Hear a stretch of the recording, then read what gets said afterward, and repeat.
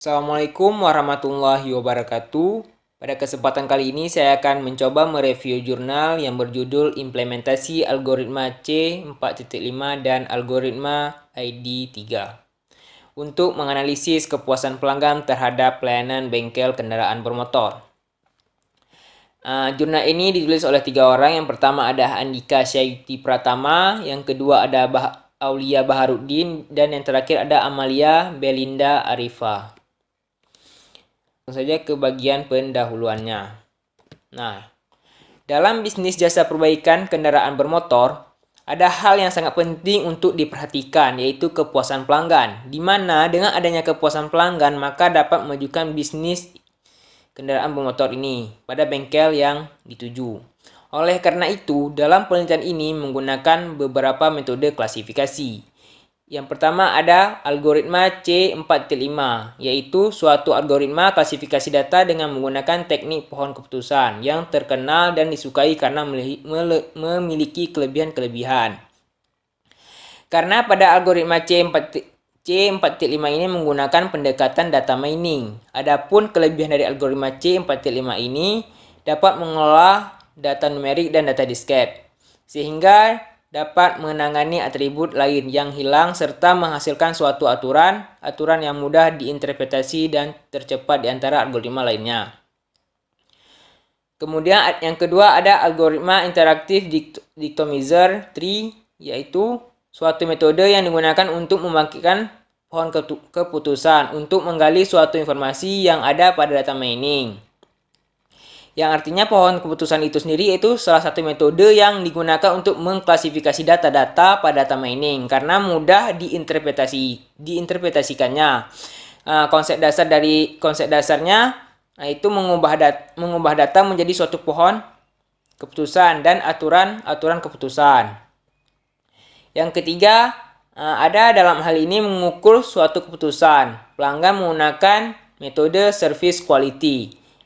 Nah, dan service quality ini dengan kemampuannya untuk menangkap suatu subjektivitas yang terjadi pada pengumpulan data melalui questionnaire dan dapat mengetahui variabel yang wajib diperhatikan untuk selalu ditingkatkan berdasarkan nilai potensial, yaitu kepuasan pelanggan. Dengan demikian, kualitas layanan bergantung pada sistem, teknologi, dan manusia.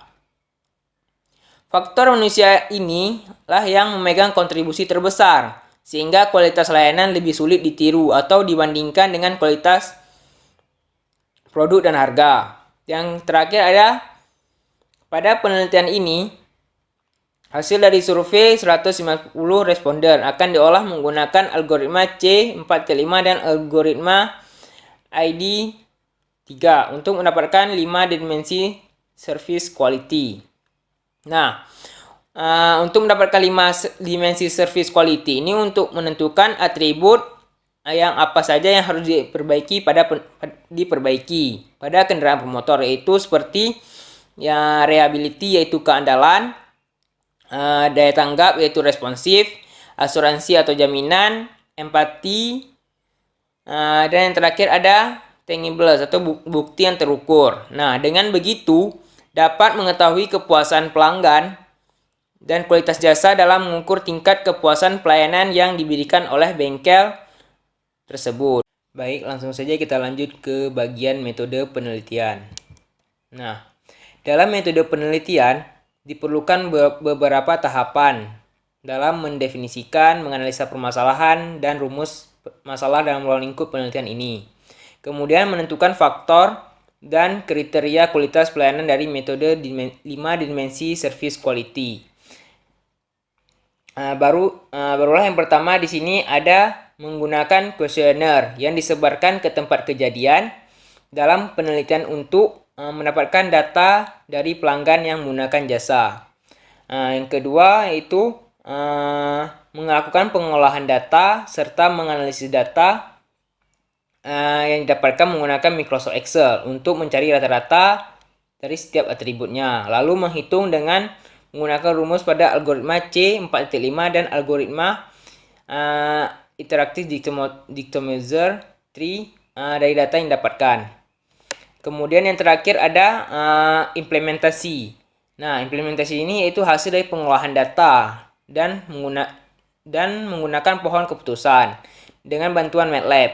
Nah, sehingga dapat mengambil kesimpulan dengan mengenai hasil dari perhitungan tersebut dan memberikan solusi dari permasalahan dalam penelitian ini.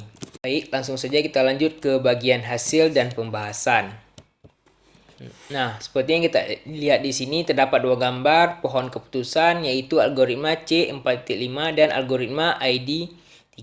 Nah, perlu kita ketahui pada bagian kuesioner terdapat tiga pilihan yaitu baik, cukup, dan kurang. Nah, seperti yang kita lihat di sini. Baik, cukup, dan kurang. Nah, pada tahap awal algoritma C45 ini kita akan menghitung nilai entropi dari keseluruhan data yang didapatkan. Setelah mendapatkan nilai entropi dari keseluruhan data, kemudian kita akan menghitung nilai entropi dan nilai gain dari setiap atributnya untuk mendapatkan node pertama atau node akar dari pohon keputusan tersebut. Nah, sehingga akan menghasilkan hasil atributnya yaitu baik, yaitu puas artinya. Nah, kemudian yang kedua kita lanjut ke bagian menghilangkan data reliabilitas yang baik tadi. Nah, untuk mencari nilai entropinya dari keseluruhan data yang dieliminasi. Kemudian menghitung nilai entropi dan nilai gain dari setiap atributnya untuk mendapatkan node 1.2. Sehingga akan menghasilkan atribut asuransi berada di poin cukup mendapatkan hasil baik yaitu puas. Kemudian yang ketiga ada dengan melakukan hal sama yaitu tadi menghilangkan data asuransinya itu. Kemudian kita akan menghitung nilai entropi dan nilai gain dari setiap atributnya untuk dapat node 1.3. Sehingga hasil perhitungannya mendapat tangible yaitu bukti terukur kurang. Kemudian yang keempat, kita akan menghilangkan data tangible yang kurang tadi untuk mencari nilai data entropi dari keseluruhan data yang dieliminasi. Kemudian, menghitung nilai entropi dan nilai gain dari setiap atributnya mendapat 1.4. Hasilnya yaitu perhitungan tangible tadi atau bukti terukurnya yaitu dapat nilai kurang. Nah, sehingga pada bagian terakhir yaitu responsif berada di poin baik, kemudian mendapatkan poin baik untuk itu puas. Nah, sedangkan pada algoritma ID 3 memiliki kejadian yang sama berdasarkan gambar yang tertera sini persis pada pohon keputusan algoritma C45 juga. Nah, seperti yang kita ketahui yaitu kesimpulannya pada tangible juga kejadian yang sama, tidak merasa puas dengan apa yang ada di bengkel tersebut.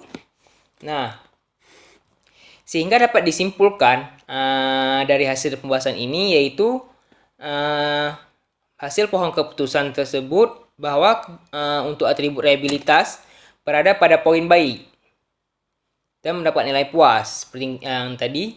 Kemudian atribut asuransinya berada pada poin cukup mendapatkan nilai puas. Atribut tangible berada di poin kurang dan mendapat nilai tidak puas. Dan atribut responsif berada pada poin baik dan mendapatkan nilai puas. Dengan demikian, atribut yang tangible mendapatkan nilai kurang dan klasifikasi tidak puas, yang artinya pelanggan tidak puas dengan peralatan yang dimiliki di bengkel. Ruang tunggu yang kurang cukup dan kemudian kurang menjaga kebersihan di bagian bengkel tersebut, sehingga pelanggan tidak puas dengan pada atribut tangible tersebut. Baik, langsung saja kita lanjut ke bagian terakhir yaitu penutup. Nah, yang pertama di sini ada kesimpulan. Nah, kesimpulannya yaitu dari hasil perhitungan algoritma C4.5 menghasilkan pohon keputusan yaitu pada atribut reliabilitas, asuransi, responsif dapat nilai puas dan atribut tangible mendapatkan nilai tidak puas. Sedangkan pada hasil perhitungan algoritma ID3 tadi menghasilkan pohon keputusan, yaitu atribut reliabilitas, asuransi, dan responsif dan mendapatkan nilai puas, dan atribut tangible mendapatkan nilai tidak puas. Dengan demikian, kedua metode algoritma ini mendapat keputusan yang sama dan perlu diperbaiki pada tangible-nya, yaitu bukti terukur atau bukti fisik. Nah, itu kesimpulan dari bagian jurnalnya. Kemudian keterbaruan yang saya lihat dari jurnal ini yaitu penulis mampu menghasilkan sebuah hal baru dari penelitian ini. Walaupun algoritma yang digunakan sudah digunakan pada penelitian sebelumnya, namun hasil yang diberikan berbeda dari sebelumnya. Nah, di mana penulis menggunakan beberapa metode pendekatan untuk dapat memberikan kepuasan pelanggan dan kualitas jasa pelayanan bengkel kendaraan bermotor. Hal ini dengan memanfaatkan algoritma C45 dan algoritma ID3 untuk mendapatkan bahan pendukung lebih akurat dari pelayanan bengkel kendaraan motor. Nah, implementasi dari metode ini dapat melakukan pengolahan data secara bervariasi dengan dibandingkan dari beberapa metode. Nah, kemudian keterbatasan yang saya lihat dari jurnal ini sendiri yaitu implementasi metode yang menggunakan pengembangan algoritma dari algoritma ID3. Nah, artinya banyak sekali algoritma yang dapat digunakan pada pohon keputusan daripada memilih algoritma dari pengembangan sebelumnya. Nah, kemudian pengujian metodenya yaitu dalam pengimplementasinya masih keterbatasan. Untuk sarannya untuk jurnal ini yaitu secara keseluruhan jurnal ini sudah sangat baik, dapat menambah wawasan kepada pembaca, khususnya dalam implementasi algoritma C45 dan IDE yang memberikan hasil yang berbeda dari sebelumnya. Nah, dalam hal ini, saran yang mungkin bisa jadi perbaikan ke depannya yaitu dari segi algoritmanya, yaitu menggunakan algoritma lain. Misalkan seperti algoritma chart. Nah, algoritma chart ini yaitu penggabungan dari dua metode, yaitu regression dan pohon klasifikasi. Karena metode ini bekerja dengan mengelompokkan setiap pola atau data dalam sebuah kelas-kelas tertentu. Bertujuan dengan metode klasifikasi adalah untuk menemukan model yang dapat menjelaskan kelas atribut yang terdapat dalam pola yang sudah dikelompokkan sebelumnya. Nah, untuk sistem aplikasinya juga yaitu untuk melihat pengujiannya lebih jelas yaitu dengan menggunakan sistem aplikasi pada implementasi algoritmanya. Mungkin itu saja yang dapat saya review, lebih dan kurang saya mohon maaf. Terima kasih atas perhatiannya, terutama kepada Pak dosen dan kawan-kawan. Assalamualaikum warahmatullahi wabarakatuh.